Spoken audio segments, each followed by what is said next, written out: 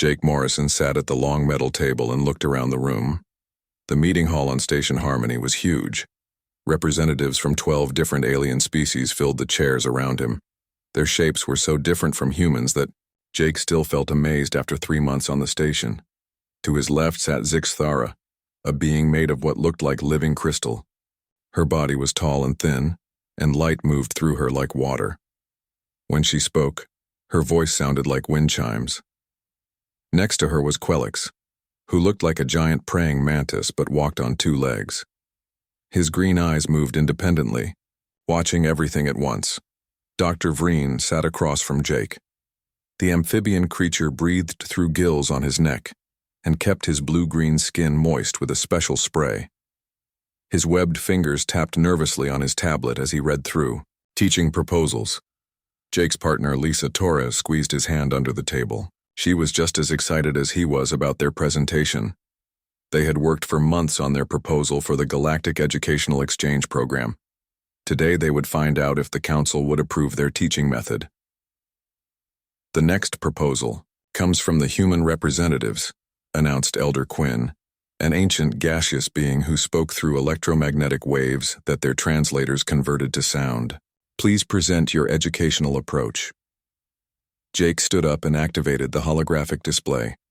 Images of Earth appeared in the air above the table. Green forests, blue oceans, and snow-covered mountains rotated slowly. Thank you, honored council members, Jake began. My name is Jake Morrison, and this is Lisa Torres. We are both educators from Earth. Lisa specializes in the study of alien life forms, and I study wildlife biology. Several alien representatives leaned forward with interest. The Florian delegate, a plant-like being called Bloom, rustled her leaves appreciatively at the mention of biology. Most educational systems in the galaxy use theoretical learning, Lisa continued, standing beside Jake.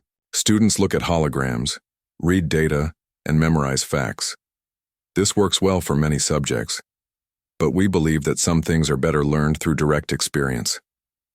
Zixthara's crystal body chimed softly.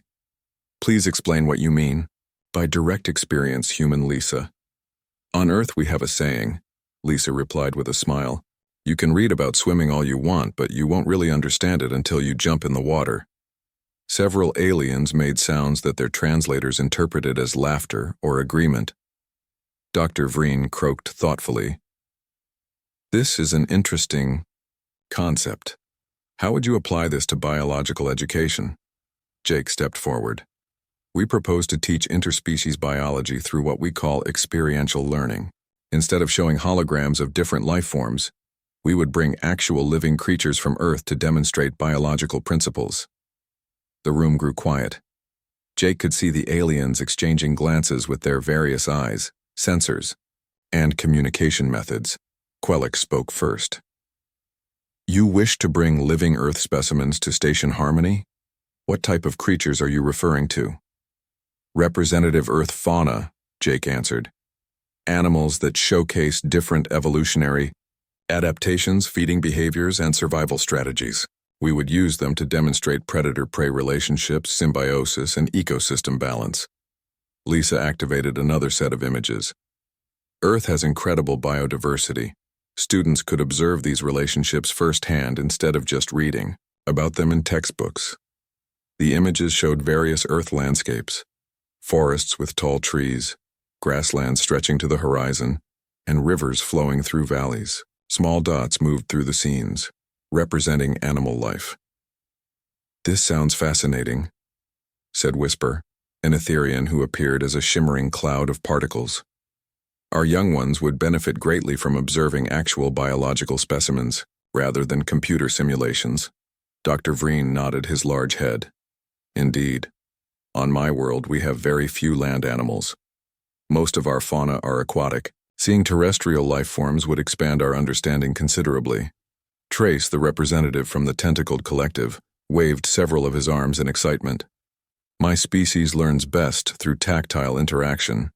Being able to observe living creatures would be invaluable. Jake and Lisa exchanged a quick look.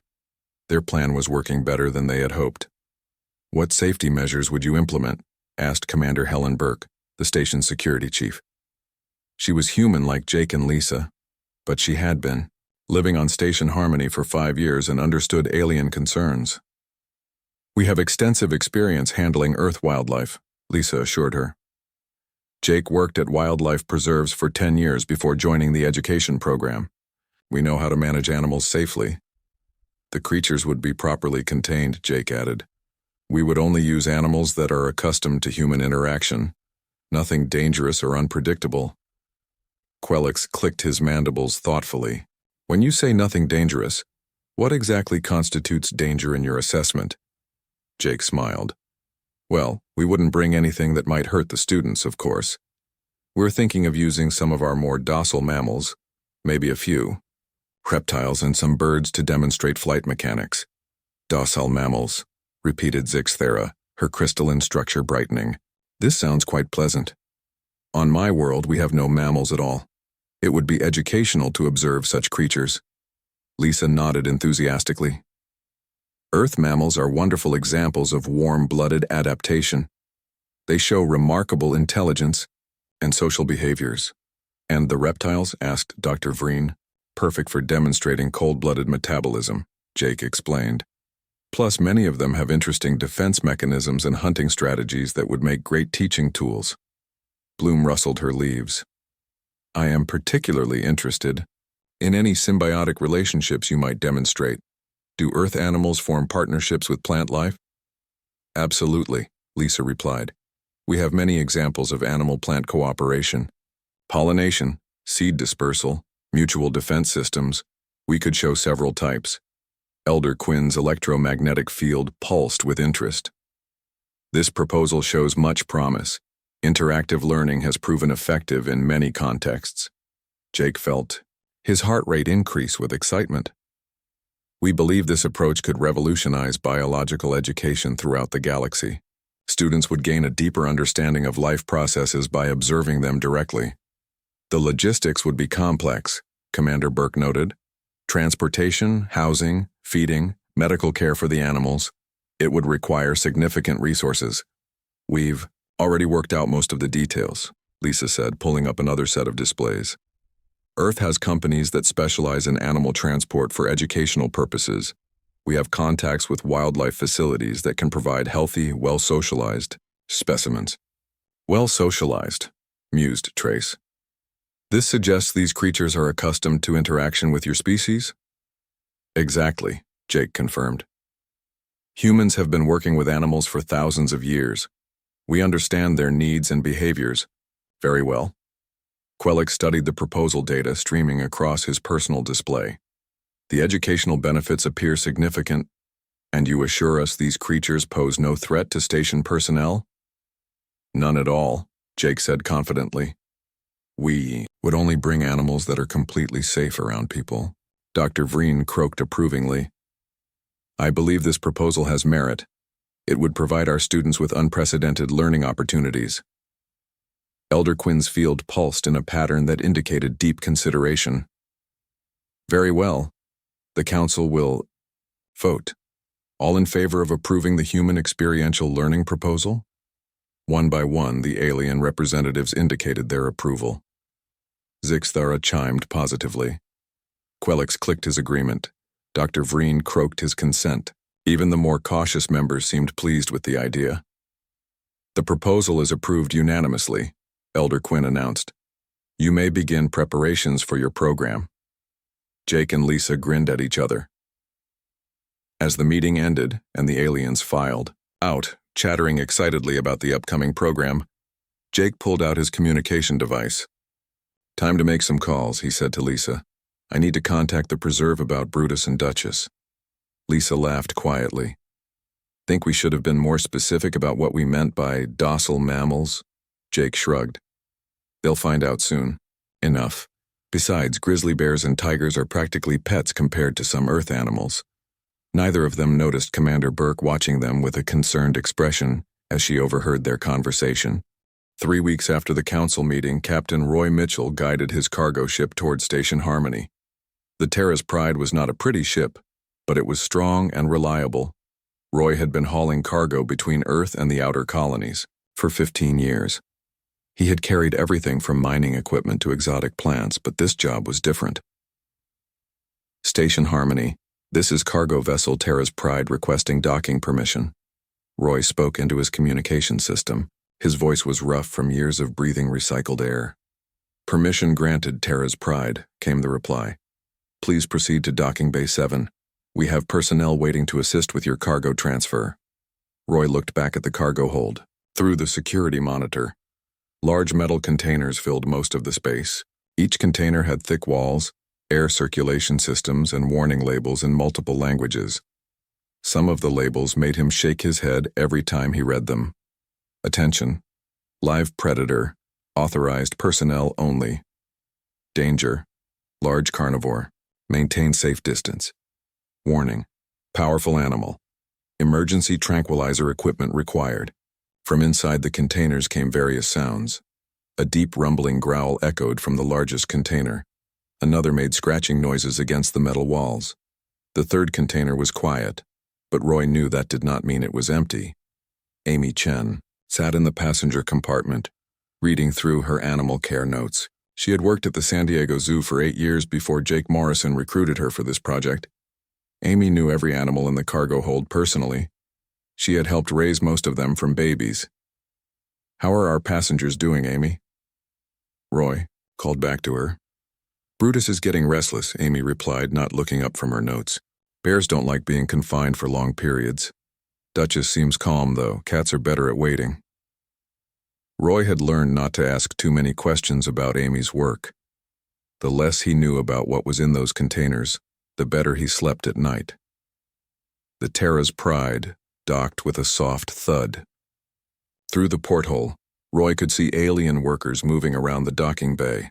They looked busy and excited. Several Mantari workers clicked their mandibles while pointing at his ship. A group of Aquari officials stood nearby with their moisture suits gleaming under the station lights. Jake Morrison and Lisa Torres waited near the docking bay entrance. Both humans looked nervous but excited. They had spent weeks preparing for this moment. Remember, Lisa said to Jake, we need to be careful about how we introduce them to the animals. Some of these species have never seen large predators before. Jake nodded. Amy knows what she's doing. We'll take it slow. The cargo bay doors opened with a hiss of equalizing pressure. Roy stepped out first, followed by Amy. She carried a large bag of equipment that included tranquilizer guns, medical supplies, and communication devices. Zixthara approached them, her crystal body chiming with excitement. Welcome to Station Harmony. We are very eager to meet your Earth creatures.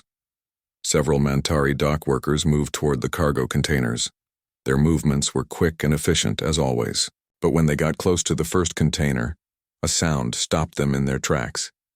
A deep rumbling roar echoed from inside the metal box. The sound was so loud that it seemed to shake the entire docking bay. The Mantari workers froze. Their compound eyes focused on the container with sudden intensity. What was that? Asked Quelix, who had arrived to observe the unloading process. Oh, that's just Brutus, Amy said cheerfully. He's probably hungry. Bears get grumpy when they miss their feeding time. The word bears seemed to confuse the aliens. Their translators struggled with the concept. Most alien languages did not have words for large land predators because such creatures did not exist on their worlds. Dr. Vreen approached cautiously. This Brutus creature is large? About 400 pounds, Jake replied casually. He's actually pretty small for a grizzly bear. We picked him because he has a calm personality. The aliens exchanged glances. 400 pounds seemed enormous to creatures who came from worlds with small, peaceful animals. Another sound came from a different container. This time it was a deep, rumbling purr that ended in a short roar. The sound was different from the first one, but just as powerful. And that would be Duchess, Amy explained. She's saying hello. Tigers are very vocal when they're excited. The way Mantari workers had backed away from the containers entirely. One of them was making rapid clicking sounds that the translators interpreted as distress calls. Quelix studied the shipping manifest on his datapad. His eyes moved independently as he read. These labels mention tranquilizer equipment. Is this Standard procedure? Just a safety precaution, Amy assured him. We always carry medical equipment when transporting animals. It's like having a first aid kit. But why would medical equipment be necessary for docile creatures? Dr. Vreen asked. His gills fluttered nervously. Lisa and Jake looked at each other. They were beginning to realize that their definition of docile might be different from what the aliens expected. Well, Lisa said carefully, they're docile for Earth animals. They're used to being around humans. But they're still wild creatures with natural instincts. A third container began making noise. This sound was different from the others. It was a deep trumpeting call that resonated through the docking bay. That's Tiny, Amy said with a smile. He's excited about the new environment. Elephants are very intelligent. They get curious about new places. Elephants? Zixthera's crystal structure began to dim with what appeared to be worry. The dock workers had now moved to the far side of the bay.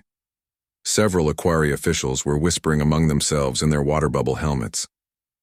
A few Florian observers had moved their root systems away from the containers. Captain Roy watched the aliens' reactions with growing concern. In all his years of hauling cargo, he had never seen alien workers retreat from a delivery. Maybe we should explain a bit more about Earth animals, he suggested quietly to Jake. But Jake was busy reading the transport instructions Amy had given him. According to this, we need to move them to the prepared habitat areas as quickly as possible. The longer they stay in the containers, the more stressed they'll become, Amy nodded. Stressed animals are unpredictable animals.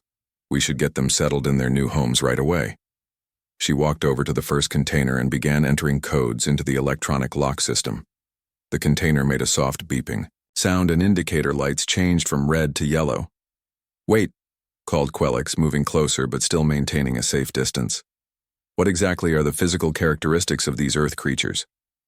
Amy paused with her hand on the container. Controls. Well, Brutus is a North American grizzly bear. He's about 7 feet tall when he stands up. He has powerful claws for digging and climbing. His bite force is around 100 pounds per square inch. The alien stared at her in silence. Duchess is a Siberian tiger, Amy continued cheerfully. She's about 10 feet long from nose to tail. She can jump 15 feet horizontally and has excellent night vision. Her canine teeth are about 3 inches long. More silence from the aliens. And Tiny is an African elephant. He weighs about 8,000 pounds. His trunk can lift 770 pounds, and he can run up to 25 miles per hour. Dr. Vreen made a sound that his translator could not interpret. Zixthera's crystal body had gone completely dim. Several Mantari workers had left the docking bay entirely. These creatures, Quelix said slowly, are they considered dangerous on your world? Jake shrugged. They can be if you don't know how to handle them properly. But humans have been working with animals like this for thousands of years. We understand their behavior. Amy finished entering the unlock codes. Don't worry. They're all very well trained. Brutus even knows some tricks. The container lock disengaged with a final beep. The indicator lights turned green. Inside the container, something large moved. The aliens could hear heavy breathing and the sound of claws on metal flooring.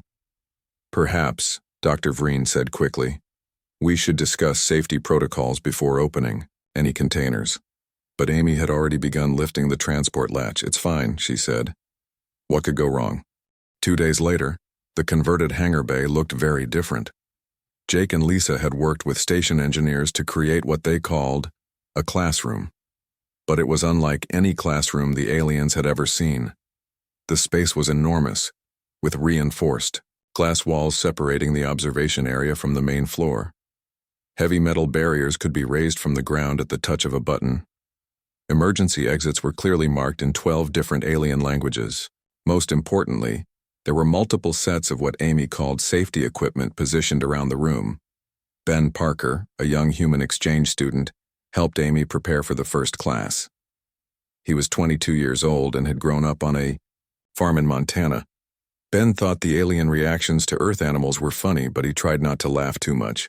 Do you think they'll actually show up? Ben asked Amy as they checked the animal enclosures one more time. Oh, they'll come, Amy replied. Curiosity is stronger than fear for most intelligent species. They just might stay farther back than we expected. The observation area began to fill with alien students and faculty. They moved carefully and stayed close to the exits. Trace, the multi-limbed cephalopod, had positioned himself near an emergency alarm. Humtar, the bird-like skyborne representative, perched on a high platform where he could fly away quickly if needed. Core, the silicon-based lithoid, had taken much longer than usual to move into position. His species thought and moved slowly, but they were excellent at analyzing dangerous situations. Core had spent hours studying Earth predator behavior before deciding to attend. Dr. Vreen sat in the front row, but he had requested a special water-filled emergency suit in case he needed to retreat quickly. His amphibian instincts told him that large land predators were extremely dangerous. Zixithera had arranged her crystalline body near a wall where she could blend in if necessary. Her species had evolved to become invisible when threatened, and she wanted to be ready. Jake stood in the center of the main floor, looking completely relaxed. He wore normal clothes and carried only a small remote control for the presentation displays. Behind him, 3 large enclosures waited with heavy metal doors. "Welcome to our first session on Earth biological systems," Jake began. His voice was calm and friendly. "Today we'll observe some examples of mammalian adaptation and predator behavior patterns." Lisa stood near the first enclosure, checking her notes. She seemed as relaxed as Jake, which made the aliens even more nervous. "We'll start with a demonstration of omnivorous feeding behavior and territorial display," Jake continued. "This particular specimen represents a highly successful evolutionary adaptation to forest environments." Amy walked over to the first enclosure and placed her hand on the control panel. "Everyone ready?" The aliens looked around at each other nervously. Several moved closer to the exits. "I suppose we are as prepared as possible," Dr. Vreen croaked weakly. Amy pressed the button. Motors hummed as the heavy door began to rise slowly. The opening was dark inside the enclosure. For a moment, nothing happened. Then 2 yellow eyes appeared in the darkness. The eyes were large and intelligent, set in a massive dark shape that moved forward slowly. As the creature stepped into the light, the aliens could see its true size. Brutus the grizzly bear was enormous. He stood on 4 legs, but his shoulders were higher than Jake's waist. His brown fur was thick and shaggy. His claws were black and curved, each one several inches long. When he opened his mouth to yawn, the aliens could see teeth designed for tearing meat. The reaction was immediate and dramatic. Quellex made a high-pitched sound that his translator could not process. 3 Mentari students scrambled toward the exits, their 6 legs moving so fast they blurred. Humtar spread his wings wide and prepared to launch himself toward the ceiling. Dr. Vreen's gills closed completely, and he activated his emergency water supply. Zixithera's crystal body began to shift colors rapidly, trying to match the wall behind her. "Isn't he beautiful?" Jake said proudly, as if he were showing off a pet dog. Notice the powerful muscle structure in his shoulders and the adaptation of his claws for both digging and climbing. Brutus sniffed the air and looked around with curiosity. He seemed completely calm. But when he stood up on his hind legs to get a better view of his surroundings, several aliens made sounds of pure terror. Standing upright, Brutus was over 7 feet tall. His arms were longer than a human's entire body. He looked directly at the observation area and made a soft huffing sound that might have been friendly, but sounded threatening to ears not used to bear communication. "Oh, good. He's saying hello," Amy said cheerfully. "Brutus is very social."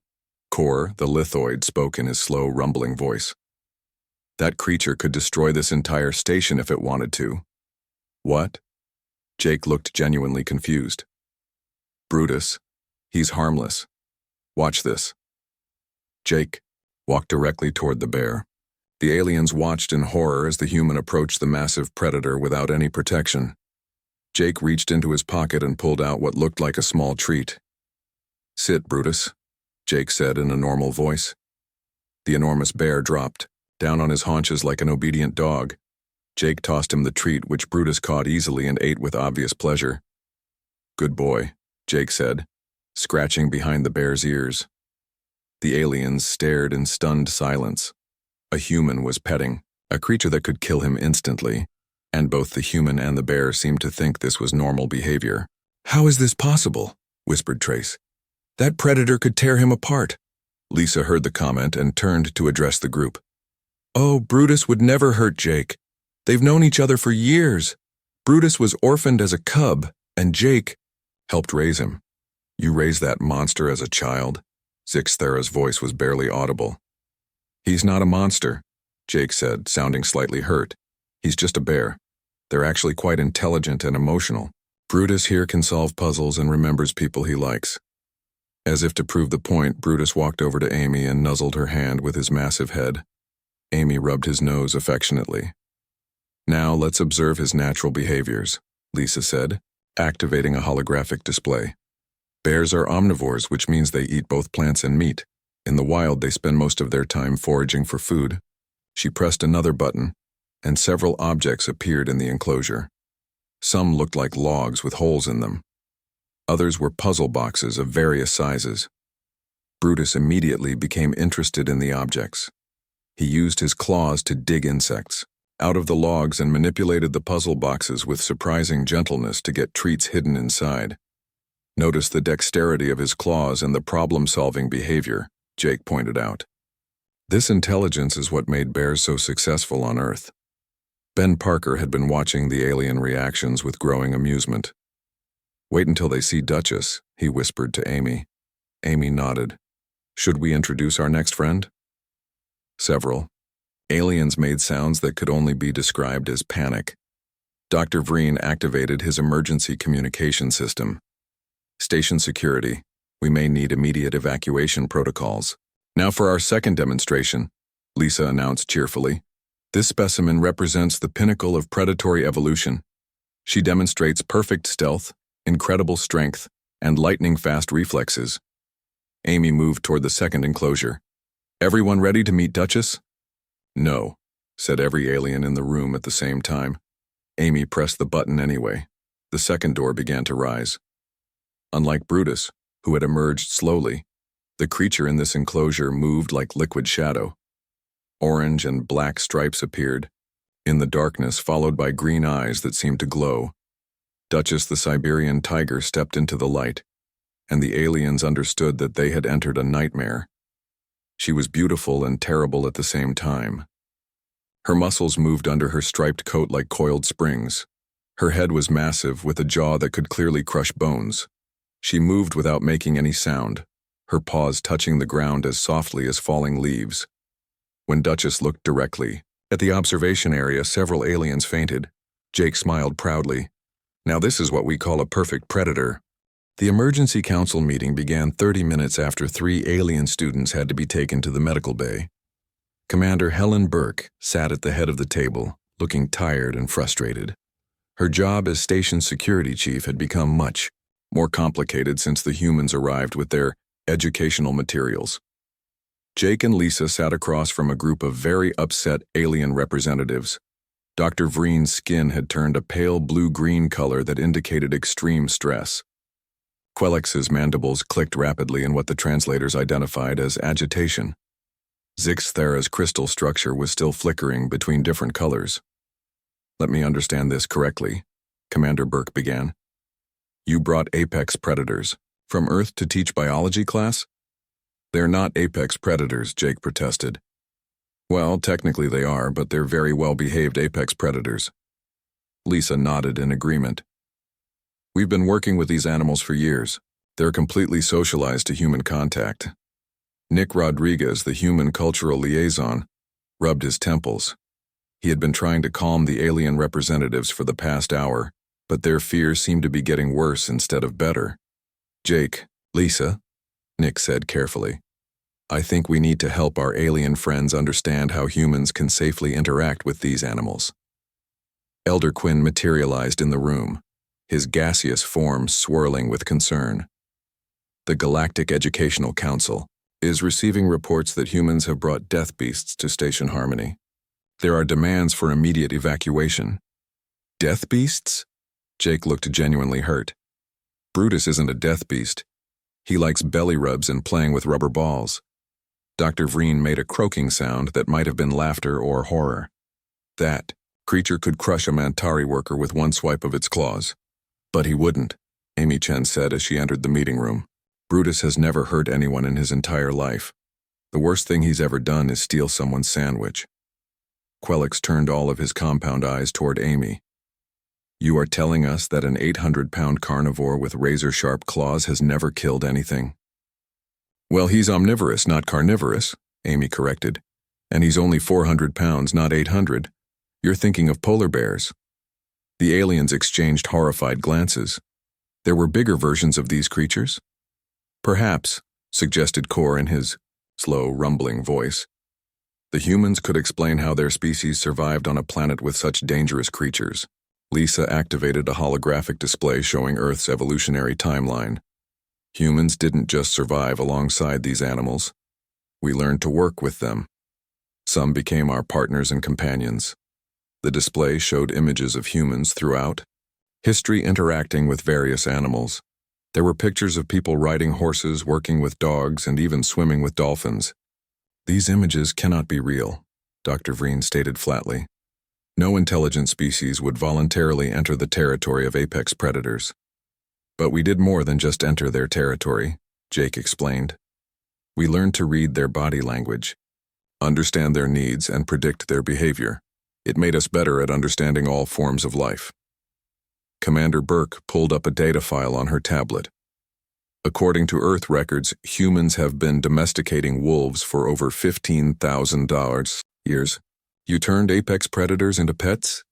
Dogs aren't pets, Ben Parker said as he joined the meeting. They're family members. My dog back home sleeps in my bed and gets upset if I don't take him for walks every day. The young Mantari student called. Echo had been quietly listening from the corner of the room. She was one of the few aliens who had not run away during the demonstration. Are you saying that humans deliberately chose to live with dangerous animals? Not just live with them, Amy replied.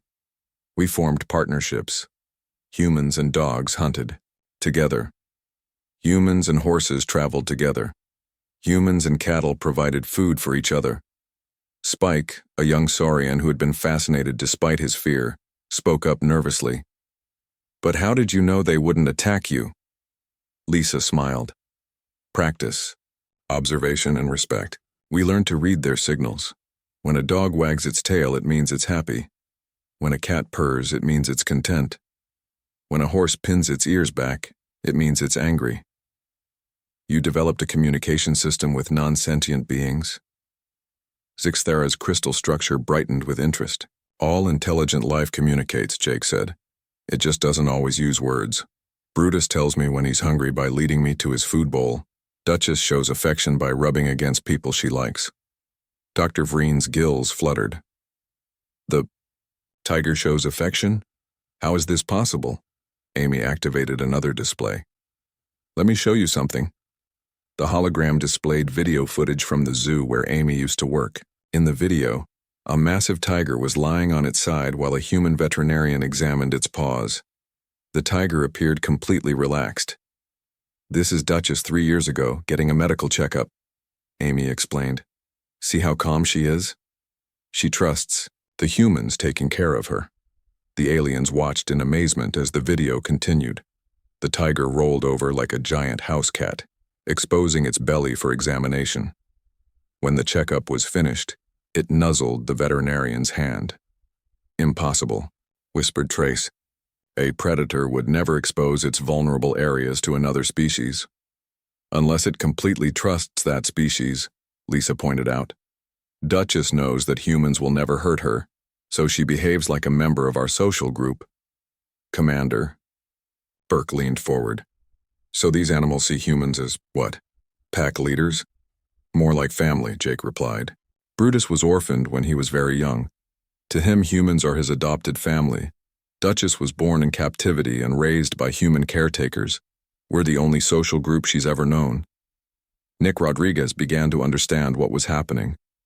The aliens think you brought wild, dangerous predators to the station, but you actually brought animals that consider humans to be their family. Exactly, Amy said. These animals would protect humans from danger, not cause danger to humans. Elder Quinn's electromagnetic field pulsed thoughtfully. This suggests that human intelligence developed in response to the need to understand and predict the behavior of dangerous creatures. Among other things, Lisa agreed. Living with predators taught us to be very good at reading body language, predicting behavior, and assessing threats quickly. Dr. Vreen made a sound that indicated dawning comprehension. Your species became intelligent because your world was dangerous, and because we chose to work with the dangerous things instead of just hiding from them, Jake added. Quelix clicked his mandibles slowly. Other species in the galaxy developed intelligence to solve mathematical problems or create technology. Humans developed intelligence to survive alongside apex predators, which is why we're good at things like exploration and diplomacy, Nick added. We're used to entering unknown situations and figuring out how to survive. Spike raised one clawed hand tentatively. Could you teach other species how to do this? How to read animal behavior and predict their actions? Amy's face lit up. Of course, that's what this whole program is about. We want to share what we've learned. But perhaps, Commander Burke suggested, we should start with something smaller than bears and tigers. Jake and Lisa looked at each other. We did bring some smaller animals, Lisa said slowly. How much smaller? Dr. Vreen asked suspiciously. Amy checked her list. Well, there's Python Pete. He's only about 6 feet long. The room fell silent. 6 feet long? Echo asked weakly. Don't worry, Amy said cheerfully. Snakes are much easier to handle than mammals. They're very predictable once you understand their behavior patterns. Commander Burke put her head in her hands. Please tell me you didn't bring anything venomous. Oh no, Jake assured her. Pete's a constrictor, not a venomous snake. He kills his prey by squeezing it. The aliens stared at him in horror. That's supposed to be reassuring? Quelix demanded. Well, Amy said thoughtfully. Pete hasn't eaten anything bigger than a rabbit in years, and he really likes being petted. Dr. Vreen's gills closed completely. You pet the death serpent? He's not a death serpent, Lisa protested. He's a ball. Python. They're very gentle. Pete especially likes having his head scratched. Elder Quinn's electromagnetic field fluctuated wildly. Perhaps we should postpone further demonstrations until we can develop better safety protocols. Or, suggested Nick carefully, we could start with some videos and work up to live demonstrations very gradually. Jake looked disappointed. But hands-on learning is so much more effective. For humans, maybe, Commander Burke said firmly. For species that didn't evolve with apex predators, we might need a different approach. Amy brightened. Oh, I know what we can do. We can start with tiny. Elephants are herbivores, so they're not scary at all. The room went quiet again. How big is tiny? Echo asked in a very small voice. Only about 8,000 pounds, Amy replied helpfully. And he's very friendly. He loves giving hugs with his trunk. Commander Burke activated her emergency communication system. Medical Bay, this is Commander Burke. Prepare for multiple alien medical emergencies. We're going to need more fainting couches. 6 months later, Station Harmony looked very different. The educational wing had been expanded to include what the aliens now called the Human Survival Training Center. Warning signs in 15 different languages marked the entrance, but the signs were no longer written in panic. They were practical guides. Attention, live Earth animals beyond this point. Follow all safety protocols. Emergency equipment located every 50 meters. Grace Miller, a child psychologist from Earth, stood in the new observation deck watching the morning class. She had been brought to the station to help explain how human children learn to interact with dangerous animals. Her expertise had been crucial in developing the Compromise program. Below in the main classroom, Jake Morrison was giving a demonstration to a group of alien students. But this time, the setup was very different. The students sat behind reinforced barriers that could be raised instantly. Emergency medical teams stood ready. Most importantly, Jake was not working with Brutus or Duchess. Instead, he was demonstrating proper interaction techniques with Nibbles, a small rabbit from Earth. Even this tiny creature made some aliens nervous, but it was progress. Notice how Nibbles moves his ears to listen for danger, Jake explained as the rabbit hopped around a small enclosure. Prey animals develop excellent hearing to detect predators. Echo, the young Mentari student, had become one of Jake's most dedicated pupils. She had overcome her initial terror and now attended every class. The ear movement is a communication signal? Exactly, Jake replied. Animals communicate constantly. They just don't use words like we do. Dr. Vreen sat in the front row, no longer wearing his emergency water suit. Over the months, he had learned that Earth animals were predictable when you understood their behavior. And this helps humans predict what the animal will do next? Right. If Nibble's ears are relaxed, he feels safe. If they stand straight up and turn toward a sound, he's alert but not afraid. If they flatten against his head, he's scared and might try to run or hide. Lisa Torres entered the classroom leading a small group of what the station now called advanced students. These were aliens who had progressed through the basic animal behavior classes and were ready for more challenging demonstrations. Among them was Spike, the young saurian who had been fascinated by the original tiger demonstration. He had spent months studying Earth predator behavior and was now one of the program's success stories. "Are we ready for the intermediate demonstration?" Lisa asked. The advanced students nodded eagerly. They had earned the right to observe larger animals by proving they understood safety protocols and animal behavior signals. Amy Chen entered from a side door, leading a medium-sized dog named Buddy. The German Shepherd was calm and well-trained, but he was still much larger than anything most aliens had seen before. Several of the basic students pressed themselves against the back walls of their safety barriers, but the advanced students leaned forward with interest. "This is Buddy," Amy announced. "He represents the partnership between humans and wolves that began over 15,000 years ago." Buddy sat beside Amy and looked around the room with intelligent, brown eyes. His tail wagged slowly, which Jake had taught the aliens meant he was relaxed and happy. "Notice his body language," Lisa pointed out. "His ears are up but not tense. His mouth is slightly open, which shows he's comfortable. His tail movement is steady, not frantic." Gleam, a Florian botanist who had joined the advanced program, rustled her leaves with curiosity. "The creature shows no signs of aggression despite being in an unfamiliar environment?" "Dogs have been bred for thousands of generations to work with humans," Amy explained. "Buddy sees humans as his pack leaders. As long as we're calm, he stays calm." To demonstrate, Amy gave Buddy a simple command. "Sit." Buddy immediately sat down, his attention focused completely on Amy. "Stay." Amy walked across the room. Buddy remained sitting even though he clearly wanted to follow her. "Come." Buddy trotted over to Amy, his tail wagging with pleasure at completing the task correctly. The aliens watched in amazement.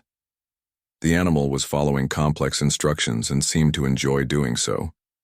"This is a predator?" asked Core in his slow, rumbling voice. "It appears to be cooperating voluntarily." "That's the key insight," Grace Miller said, joining the discussion. "Humans didn't conquer these animals through force. We formed partnerships based on mutual benefit." Max Turner, an elderly zookeeper who had been brought from Earth to help with the program, nodded in agreement. "Dogs help humans hunt and guard their homes. In return, humans provide food, shelter, and medical care. Both species benefit." Commander Helen Burke entered the observation area carrying a data pad. "I have an update from the Galactic Educational Council," she announced. The room fell quiet. Everyone knew that the council had been debating the future of the human program for months. "The council has officially approved the human survival training program for expansion to 12 additional stations," Burke continued. "They're calling it the most innovative educational development in galactic history." Jake and Lisa grinned at each other. Amy scratched Buddy behind the ears and he wagged his tail harder. "There are some conditions," Burke added. "All programs must follow the safety protocols we've developed here. Students must complete basic animal behavior courses before advancing to larger animals. And humans must provide cultural context training to help other species understand Earth's evolutionary environment," Dr. Vreen croaked happily. "This means other species will learn these techniques?" "More than that," Nick Rodriguez said as he joined the group. 3 different alien civilizations have requested permission to study human risk assessment methods. They want to understand how living with danger made humans so adaptable. Elder Quinn materialized in the room, his electromagnetic field pulsing with satisfaction. The Etherian Council has concluded that human educational methods produce superior results in crisis management and environmental adaptation. Quellex clicked his mandibles in what the aliens had learned was amusement. My people have developed new safety protocols based on human-animal handling techniques. Our industrial accident rates have dropped by 40%. Zixthera's crystal structure glowed brightly. The Vorthon Assembly wishes to establish exchange programs. We want to send our young to Earth to learn these survival skills directly. Jake looked surprised. You want to send alien children to Earth? With proper preparation and safety measures, Zixthera clarified quickly, perhaps starting with very small Earth animals and working up gradually. Grace Miller laughed. We could start them with goldfish and butterflies. Even those might be challenging, Dr. Vreen admitted. Most of our worlds have no equivalent to Earth's animal diversity. Amy had an idea. What if we created exchange programs both ways? Human children could visit alien worlds to learn about different types of intelligence and problem-solving. Alien children could visit Earth to learn about risk assessment and environmental adaptation. The first truly interspecies educational exchange, Lisa said thoughtfully. Students learning to think in completely different ways. Ben Parker, who had become an assistant instructor, raised his hand. Does this mean we can finally introduce Tiny? The room went quiet. The elephant was still a source of nervousness for most aliens. Perhaps, Elder Quinn said carefully, we should wait until we have students who have successfully completed the advanced mammal program. Amy checked her schedule. Well, Echo here has finished all the basic courses, completed intermediate predator behavior training, and successfully interacted with 3 different Earth species. All eyes turned to Echo, who suddenly looked very nervous. You want me to meet the 8,000-pound creature? She asked in a small voice. Only if you want to, Jake assured her. No pressure at all. Echo looked around at her fellow students, then at the humans who had become her teachers.